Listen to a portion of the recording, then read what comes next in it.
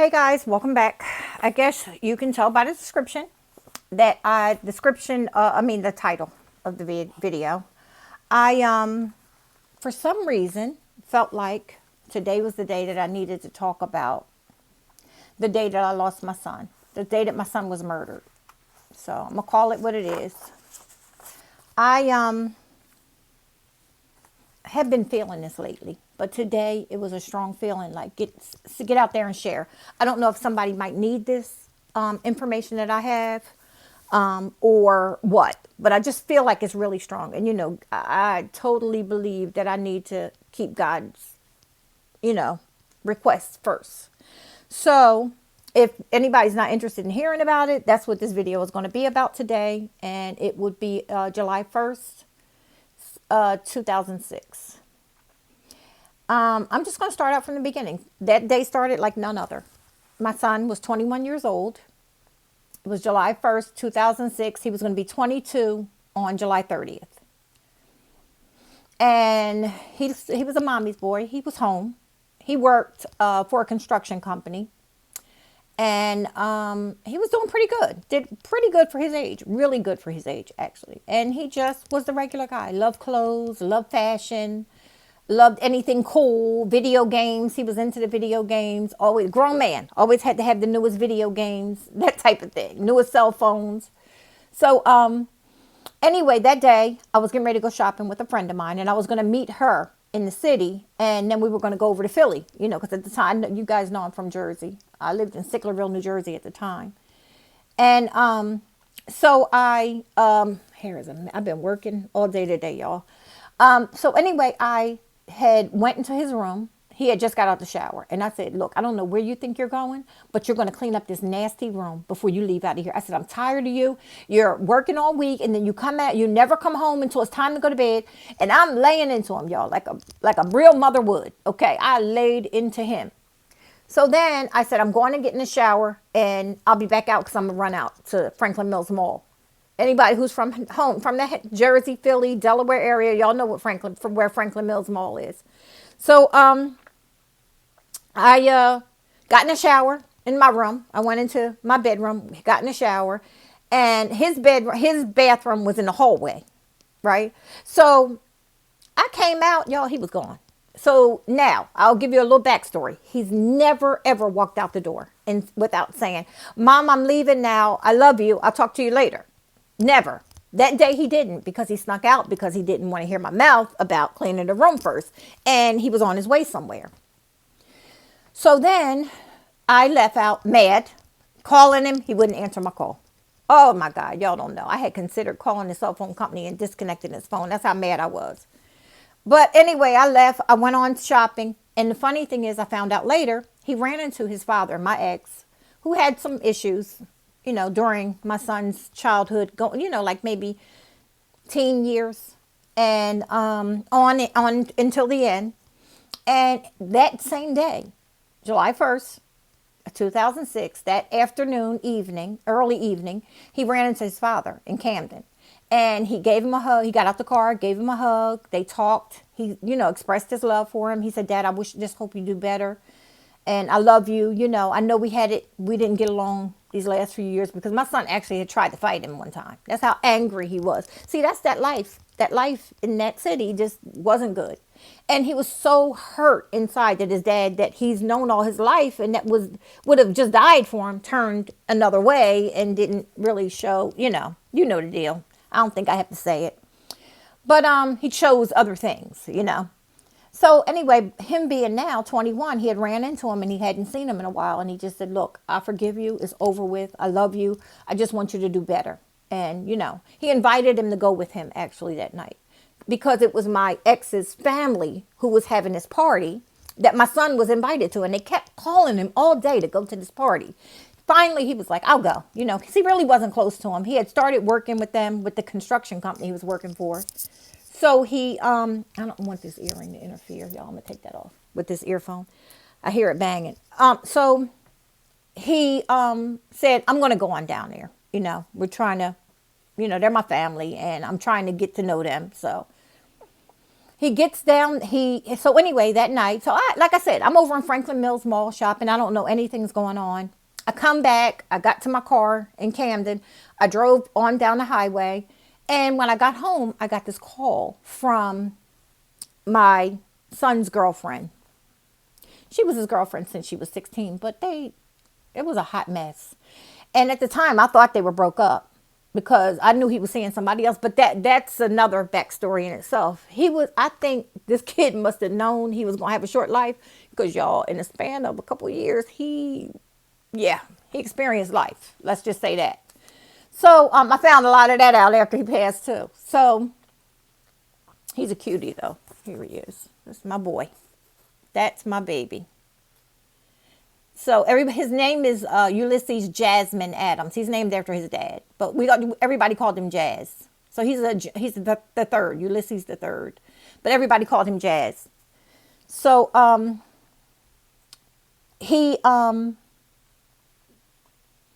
so anyway, I come back from and I get my car, talk to my sister for a little while because I had parked my car at her house, and then I got in the car and I drove on home, and it was about 10 o'clock. I got home. A little after, about 10 o'clock. I'm going to say about 10:30, I got home. And as soon as I was walking in the door, my phone rang. But it was my son's girlfriend. I was ignoring her. Because I was like, girl, leave me alone this time of night. I got to go to the bathroom.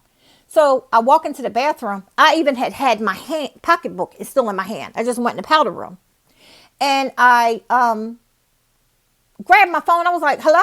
Like, this is the second time she called me like a maniac. So I'm thinking maybe something had.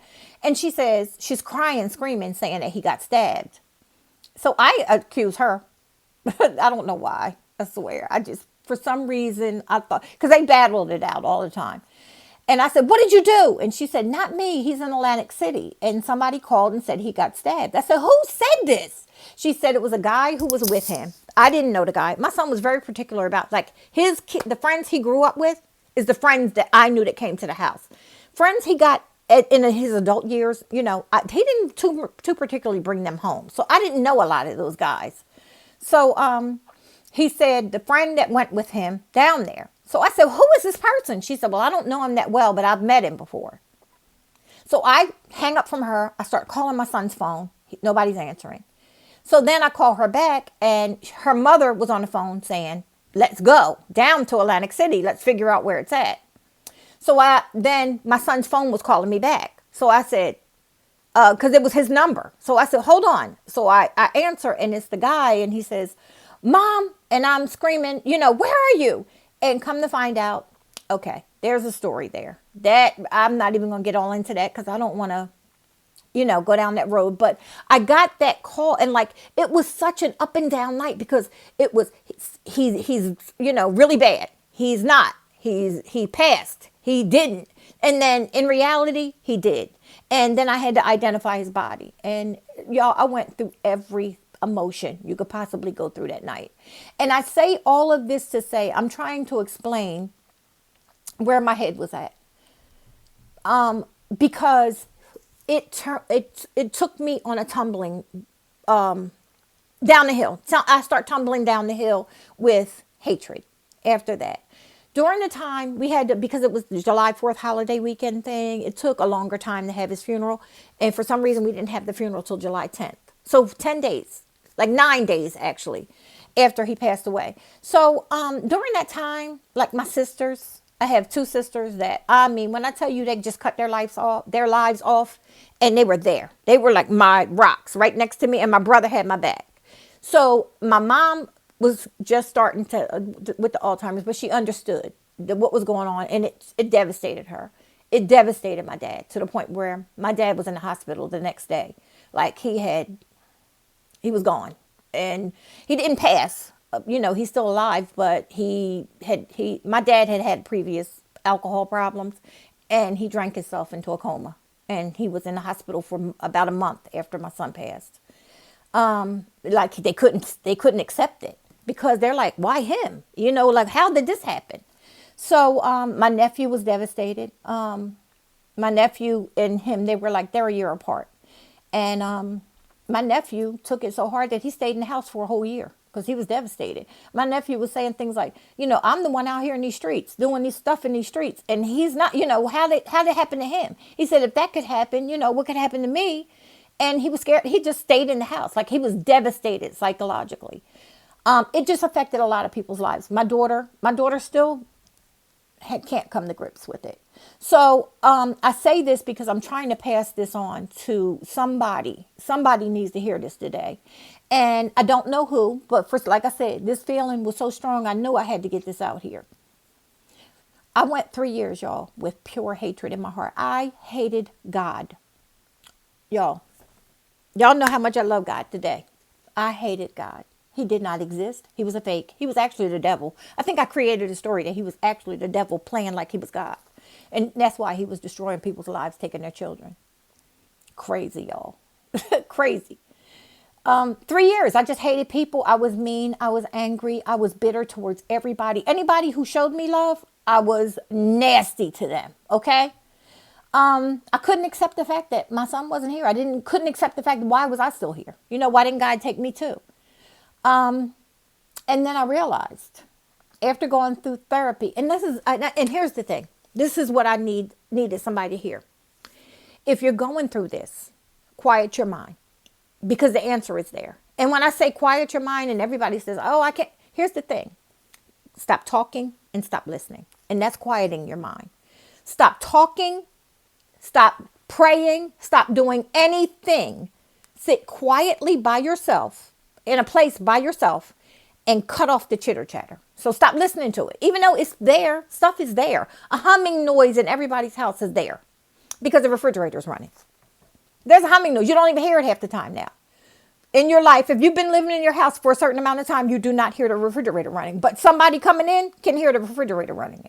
You see what I'm saying? So learn how to cut all the noise out. And that's the first step. So you might need to work on that for a whole month before you could even stop to think. But the answers will come to you, I promise you. Because you know what? As soon as I cut off the chitter chatter, and as soon as I stopped talking about how horrible God was to me, and I shut my mouth and I shut off all of it, I got the answer. It ain't your life. God ain't did nothing to you. It ain't your life. Your son's the one that's gone. How you going to be claiming it's your life? You still breathing. What you're doing is wasting you just wasted 3 years of your life on God's given purpose. You just stepped off track. You ain't been doing your job. You haven't been handling your business. You're not living up to your potential, Joan. Your son did his because guess what? Had God not been ready for him, nobody could have killed him. You can't kill yourself, and nobody can kill you if God ain't ready for you. If you did not do what you were supposed to do when you came here, he can, get him up off that ground. I know he's supposed to have been stabbed in the heart, but get him up and let him go on home because he ain't finished. But that's the only way somebody can die. You see what I'm saying? I believe, this is my belief, y'all. Take it for what you can or what you want. We come here on a predetermined date. We leave here on a predetermined date. And everything in between is predetermined. The people you meet, the people you come in contact with, the people you don't meet. Every decision in our lives is a yes or no. God is so good that he gave us that ability to make a decision. Is a this way or that way. Yes or no. Sit down, don't. You make a decision and your life will continue on after that decision. So okay, say this. My son passed away. I now have a decision. I accept the fact that this is my child and this was his life and I will miss him. Birthdays will come and I will be sad. Somebody wearing the same shirt he might have had on one day might make me sad. Little things may make you sad, but you can't stop your life. You can love them and still continue on because that's what you're supposed to do. You see what I'm saying? Don't give up. Don't give up. Get therapy. Do whatever it takes to keep moving because the longer you take off your path. Now, I am trying to make up 3 years by trying to reach out to anybody I possibly can and trying to get my life back on track.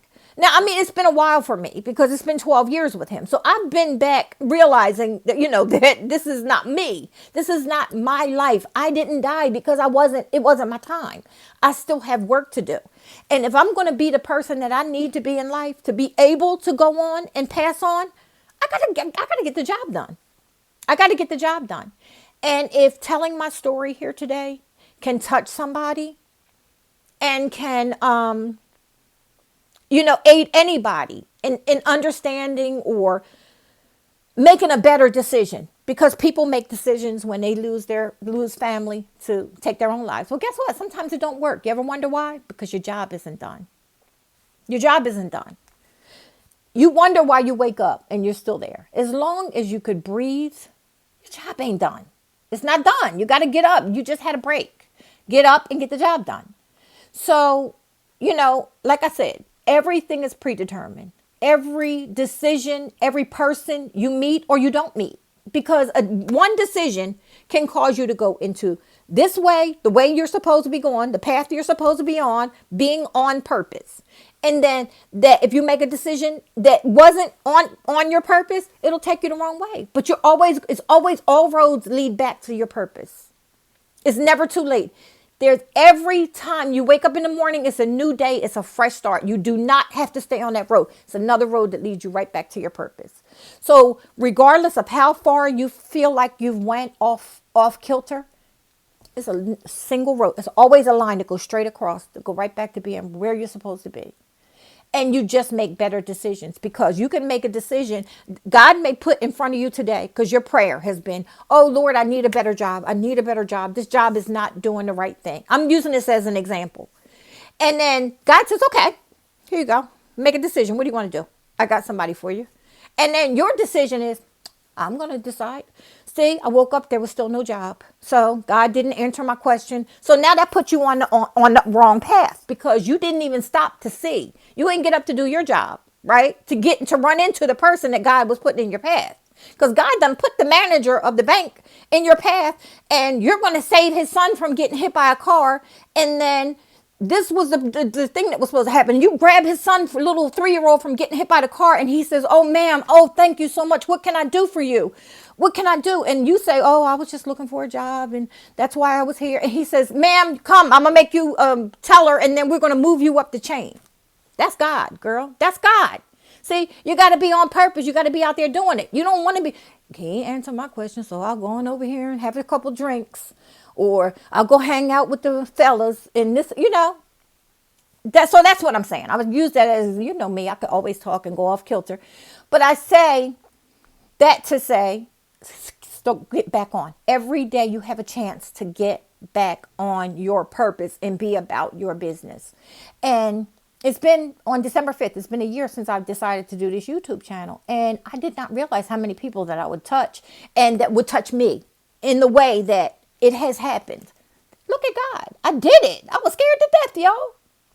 I was scared to death. My first video was I laugh at it now, how shaky I was and scared, and wouldn't show myself now.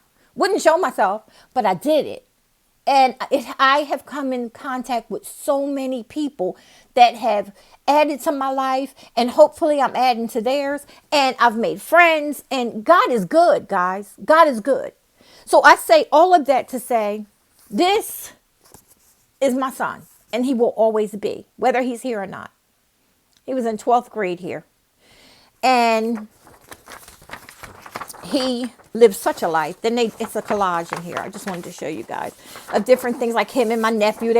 My nephews were extremely close, and my daughter. Here's my daughter and him when they were teenagers. And look, he having Cowboys. Now you know darn well, running around with the Cowboys on. He's an Eagles fan. And so he had, and this was the little girl that we was hoping was his daughter. And for 4 years, I believed it was. Come to find out, she wasn't. But so he lived a pretty good life, guys. And so that led me to, I can't believe I got through this without crying, y'all. I can't believe it. I just was like, see, that's what happens. You let God take over, and you don't even stop to even let that happen. I will love this kid till the day I die, and then beyond, So, but he's not here. So so do I stop? I got to do what I'm supposed to do. I just thank God that he gave me a kid that got his job done so early. He gave me such a good kid that he got that job done, and he was able to go. But I miss him. Lord knows I miss him. I do. But my aunt, she lives in Florida. She sent this, I'm going to try to put this in because I can't read it, y'all. I can't. I can't. I'll try to put it in the description box. I don't know if it's going to be, I don't know if I can, because it's somebody else's words. But, yeah, I don't think I can. I don't think I can put it in there. But it's a poem. I want you guys to look up. If anybody it's just entitled Mom. Now, even if it's your husband, even if it's your mother, your father, your nephew, your sister, your cousin, and you were extremely close with them and you're having a hard time dealing with their death, this poem is called Mom. And you can look it up. It's online. And just read it. Because with YouTube policies, the new policies and stuff, I don't think I can put it on there. But look it up. It's just like I said, it's entitled Mom. And they put it in the obituary, and it was read at his funeral. A friend of mine read it. And it put things into perspective 3 years later. I couldn't get it at the funeral, but once I was able to read it, it's still sad. I still can't read it without crying, y'all. I'm going to tell you, it is no magic pill to get over somebody's death. It's not. That's not even what this is about, guys. This was about moving on with your life, still living, making a choice to either die with somebody you love or to continue to live and to, shine a light on them. Shine a light on them for what they were and how much you love them, and shine a light on God, and just be ready and willing to jump at God's requests. Be at service, on service, in service, at all times for God, because God will call you at the craziest times, like making this video today. This was not on my mind. I don't want to talk about this, but there is somebody out there, I do believe, that needs this conversation today. Therapy, please, guys. Therapy could be your best friend. If you were a victim of a violent crime, say somebody in your family suddenly passed from homicide or something violent, there was a crime that was committed when this person died, you more than likely will qualify, even if you don't have insurance, will qualify for therapy. Because they will help you get through it, and the state pays for it. Regardless, it's the victim witness advocacy is each county prosecutor's office in the United States has a victim witness advocacy, and an advocate rather, and she will give you and put you in touch with the paperwork to apply for the therapy, to get therapy or different things. They help you with all kinds of stuff, financial, sometimes some financial, like if it was a husband or a wife and you depended on their income. Some things, I think it used to be a total of up to $20,000 that they could help you with. I know they do pay $5,000 towards a funeral. If you're in a situation where somebody was suddenly murdered or something, the state does help with that.